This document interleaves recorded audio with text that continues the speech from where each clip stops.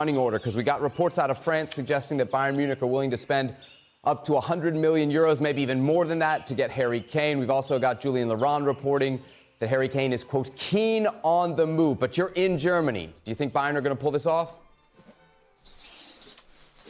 I'd be very surprised still if Harry Kane was to end up at Bayern Munich right now. The way it looks from here is that, sure, Bayern Munich desperately want and need a new number 9, a new striker, because Eric Maxim Choupo-Moting did a job for them, but last season he got injured at key points, but more to the point, he wasn't Robert Lewandowski, and not many people are.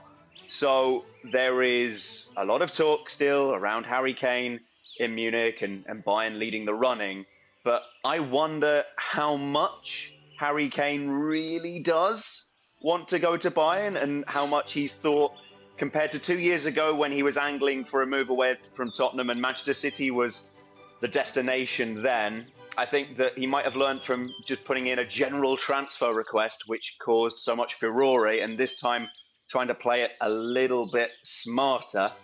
I think that, yeah, from Bayern's point of view, they want him, but also worth bearing in mind, they've never spent over 80 million euros on a player. And the guy who they did spend that on was Luka Hernandez, who's just left the PSG for just short of 50 million euros. So, look, ultimately, I still think that there's a greater chance of seeing Stevie in Lederhosen in September than there is Harry Kane. What a sight that would be. Spurs, of course, reportedly want 100 million, not euros, pounds. So that's 117 million euros, which means Bayern Munich maybe still has a way to go to get Harry Kane. And if he doesn't go, maybe he stays at Spurs, which, of course, Ange Postecoglou, Stevie, the new manager, would love. Here's what Postecoglou had to say about a future with Kane. And, Stevie, I'm going to need your translating here, because I think there's something hidden between the lines. Quote, if I spend too much time worrying about the impact it might have either way, I'm going to miss trying to build a team, because ultimately that's what's going to make us successful. If we build a team that plays football a certain way, that's going to be it.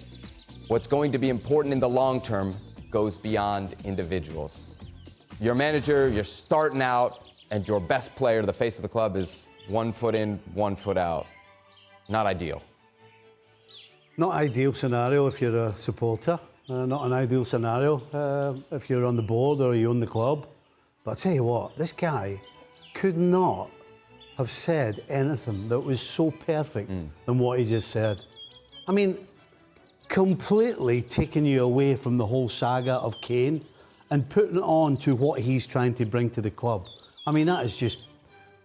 I mean, as a PR job, he said exactly the right words in the right way. And he's just basically telling you, I'm building a team here. I'm not basing it on individuals. I'm basing it on a concept, a way of playing, the tactics, the system, all of that. He stayed all the way away from Harry Kane and money and everything else and got it absolutely spot on. Practically, though, how does he prepare in preseason? Because obviously there's a chance Kane comes back, but if not, do you go through your preseason preparing for life without Harry Kane? I mean, kind of in that last quote, he says... Absolutely. Beyond individuals. Is he telling us something there? Absolutely. He's telling you that if Harry Kane's there, they're going to play a certain way so that whoever is centre forward, if it's Harry Kane, is going to get service and is going to get delivery. And whoever plays in the position of the so-called number 9, this is the job that he will do. And actually, if you think about it, it's complete and utter common sense.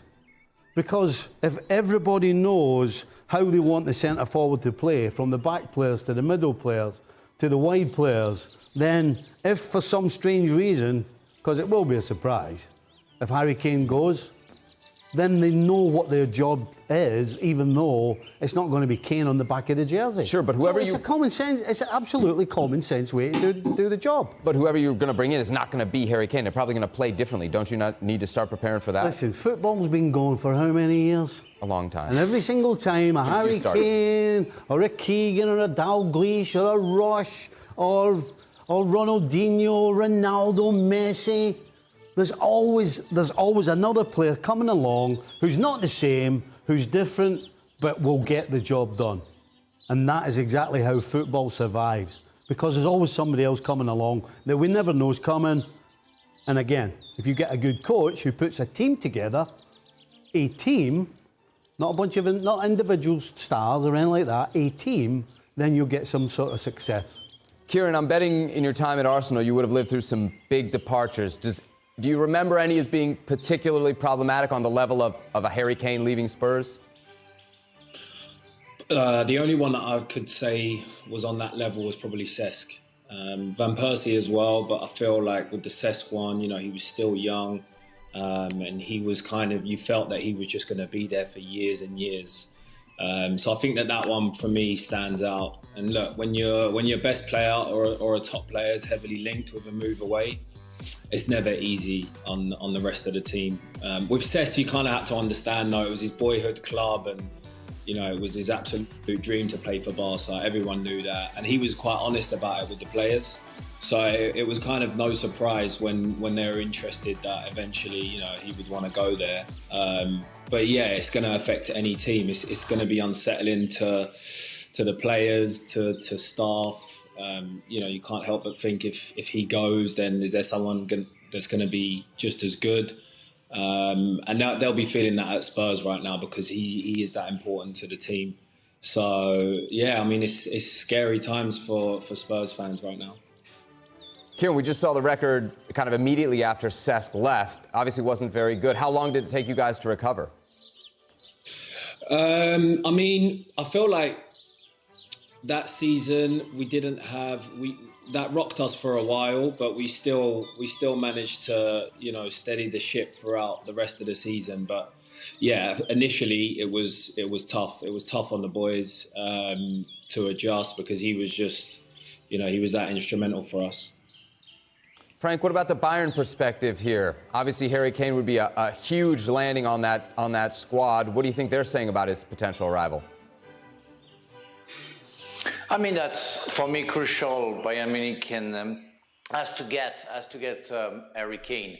I mean, we saw last season them struggling at front, and we know the impact that Harry Kane can go. I mean, when Harry Kane was linked to Real Madrid, I say, well, that would be the perfect match. That guy is capable of playing as a 10, but also as a 9. It would be a fantastic substitute to Karim Benzema, who left. But I really think that for Bayern, that's the same story. I mean, you can rely on Kane like you cannot rely on almost any other player in the planet right now. The guy is crucial, and spending 100 million, and I heard Archie saying they never spend that much money, but you have to go for it if you can afford it, because that guy is crucial. And I have to say, I listened to Stevie. Yes, that's nice what the coach says. I can agree with what he says if you decide that Kane is already gone.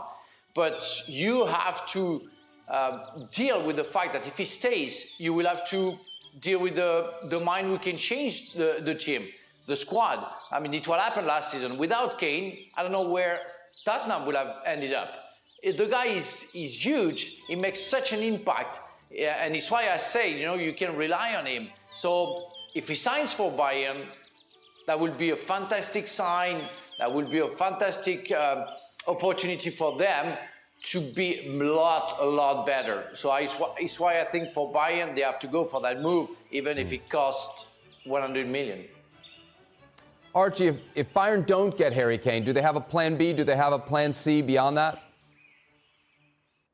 The names that are being floated around in Germany, Seb, are Dusan Vlahovic from Juventus on a potential loan deal. The same as well with Julian Alvarez from Manchester City. I look at the latter, though, and I can't really see City being willing to sell, given how well Julian Alvarez fit into the way that Man City were doing things last season. So I think that's the worry, is how good do these plan Bs look right now? And from the outside looking in, it seems like Bayern Munich are doing all the running, and once they may get close to finding the right price for Harry Kane, I might see perhaps Real Madrid, PSG, even Manchester United going, oh, you know what? If that's the price, we'll pay that, because those three clubs have paid in that region before. Bayern Munich are going to have to take that next step. And on a political level, it's a huge amount of money for them to spend. Even if they do have that money, Like, let's be clear. There is a reason why they are so far ahead of the competition in the Bundesliga. They have a huge amount of money that they have stockpiled. The question is, are they going to get the checkbook out for Harry Kane? And will Harry Kane really, when push comes to shove, want to move to Munich?